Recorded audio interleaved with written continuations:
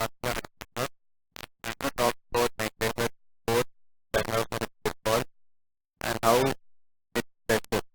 First and foremost reason is the span of 90 minutes is totally entertaining. All the goals, the defending, the touch tackles, the tiki takas, the dribbles. We always find the best men of football in action. We find the game plan, the strategies being executed. We find coaches, some nervous, some cool, some just sitting, some pacing on the sideline, giving instructions, shouting basically to follow their plan.